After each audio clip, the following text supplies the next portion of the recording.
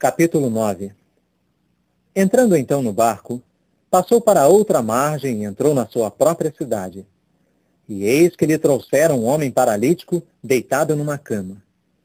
Vendo a fé que tinham, Jesus disse ao paralítico: Coragem, filho, teus pecados estão perdoados. E eis que certos escribas disseram para si mesmos: Este blasfema. E Jesus, sabendo os seus pensamentos, disse: Por que imaginais coisas iníquas nos vossos corações? Por exemplo, o que é mais fácil, dizer, teus pecados estão perdoados, ou dizer, levanta-te e anda? No entanto, a fim de que saibais que o Filho do Homem tem na terra autoridade para perdoar pecados, ele disse então ao paralítico: Levanta-te, apanha a tua cama e vai para casa. E ele se levantou e foi para casa. As multidões, ao verem isso, ficaram com medo e glorificaram a Deus, que concedera tal autoridade a homens. A seguir, passando dali para diante, Jesus avistou um homem chamado Mateus sentado na coletoria e disse-lhe: Sê meu seguidor. Em consequência disso, este se levantou e o seguiu. Mais tarde, enquanto estava recostado à mesa, na casa, eis que vieram muitos cobradores de impostos e pecadores e começaram a recostar-se com Jesus e seus discípulos. Vendo isso, porém, os fariseus começaram a dizer aos discípulos dele: Por que é que o vosso instrutor come com os cobradores de impostos e os pecadores? Ouvindo-os, ele disse: As pessoas com saúde não precisam de médico, mas sim os enfermos. Ide, pois, e aprendei o que significa: misericórdia quero, e não sacrifícios. Pois eu não vim chamar os que são justos, mas pecadores. Vieram então a ele os discípulos de João e perguntaram-lhe: Por que é que nós e os fariseus praticamos o jejum, mas os teus discípulos não jejuam? A isto, Jesus lhes disse: Será que os amigos do noivo têm razão para prantear enquanto o noivo está com eles? Mas virão dias em que o noivo lhe será tirado, e então jejuarão. Ninguém costura um remendo de pano não pré-encolhido numa velha roupa exterior, pois a sua plena força o arrancaria da roupa exterior e o rasgão ficaria pior. Tampouco se põe vinho novo em odres velhos, mas, caso fizerem, então os odres rebentarão e o vinho se derramará, e os odres ficarão arruinados. Mas põe-se vinho novo em odres novos, e ambas as coisas ficam preservadas.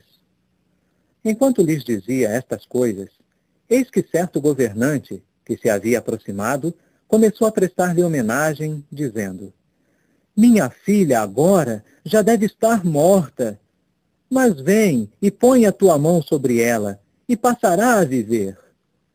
Jesus, levantando-se, começou a segui-lo, e o mesmo fizeram seus discípulos.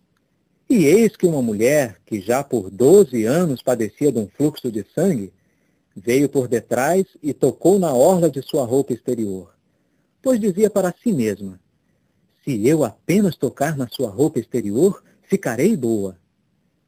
Jesus, voltando-se e vendo-a, disse: Coragem, filha, a tua fé te fez ficar boa.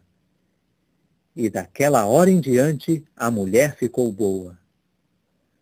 Chegando então à casa do governante, e avistando os flautistas e a multidão em confusão barulhenta, Jesus começou a dizer: Retirai-vos daqui, pois a menina não morreu, mas está dormindo. Eles, porém, começaram a rir-se dele desdenhosamente. Assim que a multidão tinha sido mandada para fora, ele entrou e pegou na mão da menina, e ela se levantou. Naturalmente, a notícia disso espalhou-se por toda aquela região. Enquanto Jesus passava adiante, seguiam-no 2 cegos, clamando e dizendo: Tem misericórdia de nós, filho de Davi. Tendo ele entrado na casa, dirigiram-se a ele os cegos, e Jesus perguntou-lhes: Tendes fé que eu possa fazer isso?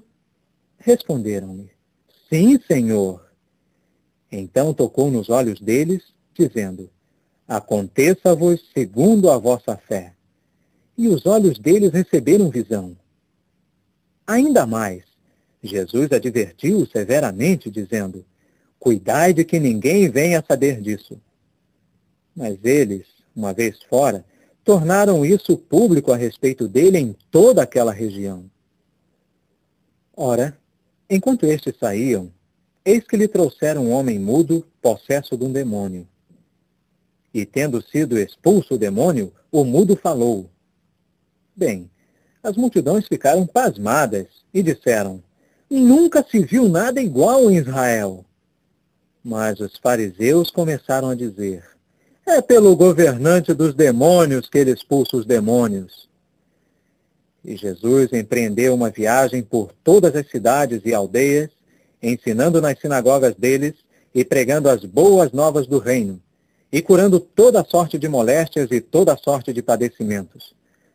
Vendo as multidões, sentia compaixão delas, porque andavam esfoladas e empurradas de um lado para outro como ovelhas sem pastor. Ele disse então aos seus discípulos: Sim, a colheita é grande, mas os trabalhadores são poucos. Por isso, rogai ao Senhor da colheita que mande trabalhadores para a sua colheita.